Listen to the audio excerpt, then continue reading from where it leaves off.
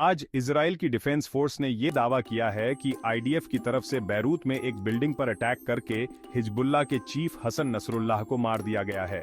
तो अब बात करते हैं नसरुल्लाह के बारे में कि कैसे बना हिजबुल्लाह का चीफ और कैसे शामिल हुआ ये हिजबुल्लाह में, कैसा रहा नसरुल्लाह का बचपन।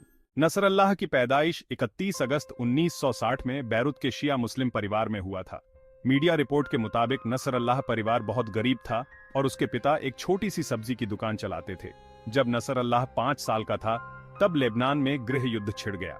मीडिया रिपोर्ट की माने तो इस युद्ध के कारण नसरुल्लाह के पिता परिवार के साथ बैरूत छोड़कर लेबनान के दक्षिणी हिस्से में चले गए, जहां शिया मुस्लिम बहुसंख्यक थे। वहीं नसरुल्लाह ने अपनी पढ़ाई की और 15 साल की उम्र में नसरुल्लाह ने एक लेबनान पॉलिटिकल समूह अमल मूवमेंट ज्वाइन कर लिया। साथ ही अपने धार्मिक गुरुओं की राय पर 16 साल की उम्र में इराक के शहर नजफ जाकर शेख बनने का फैसला लिया। अब जानते हैं कब हुई लेबनान में वापसी और कैसे हुआ हिजबुल्लाह में शामिल। मीडिया रिपोर्ट के अनुसार जब नसरुल्लाह इराक गया तब इराक में भी अस्थिरता थी और वहां क्रांति और राजनीतिक विद्रोह चल रहा था। उस समय तक तत्कालीन इराकी उपराष्ट्रपति सद्दाम हुसैन का प्रभुत्व बहुत बढ़ चुका था। उसने फैसला किया कि देश के मदरसों से सभी लेबनानी शिया मुसलमान बच्चों को देश से निकाल दिया जाए, जिससे नसरुल्लाह वापस लेबनान आ गया और देश में चल रहे गृह युद्ध में हिस्सा लिया और अमल आंदोलन में एक्टिव रहा। अब जानते हैं कैसे हिजबुल्लाह में शामिल हुआ। अगर नसरुल्लाह के राजनीतिक सफर की बात करें तो मीडिया रिपोर्ट के मुताबिक जब 1980 के दशक में ईरान में क्रांति आई, जिससे सत्ता परिवर्तन हुआ, इससे लेबनान में रहने वाले शिया मुसलमानों का ईरान से संपर्क टूटने लगा। पहले आपको बता दें कि नसरुल्लाह का दृष्टिकोण इस्लामिक विचारधारा पर आधारित था, जिससे ये शिया इस्लाम के लिए एक प्रमुख आवाज बन चुका थे। वो अक्सर अपने भाषणों में सामाजिक न्याय, प्रतिरोध और अमेरिकी साम्राज्यवाद के खिलाफ लड़ाई की बात करते हैं। जब 1982 में हिजबुल्लाह का गठन हुआ तो वह उसका फाउंडिंग मेंबर था।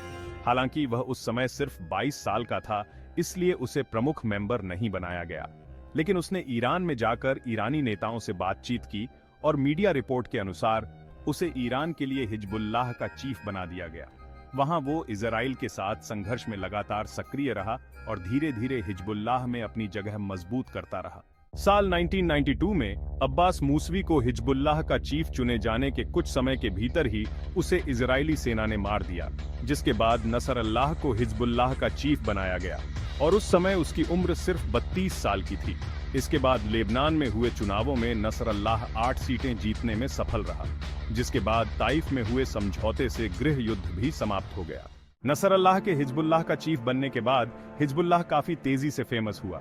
यही नहीं, इजराइल ने भी लेबनान से पूरी तरह से अपनी फोर्सेस को वापस बुलाने का फैसला किया, जिसके बाद से पूरे देश में इस बात का श्रेय नसरुल्लाह को दिया जाने लगा और नसरुल्लाह की छवि बहुत बड़ी हो गई, क्योंकि यह इजराइल के इतिहास का पहला मौका था जब इजराइल ने किसी अरब देश को बिना किसी समझौते के छोड़ा हो। सन 2005 के गर्मी के मौसम में हिजबुल्लाह के लड़ाके इजराइल में दाखिल हुए और एक सैनिक को मार दिया और 2 सैनिकों को बंदी बना लिया।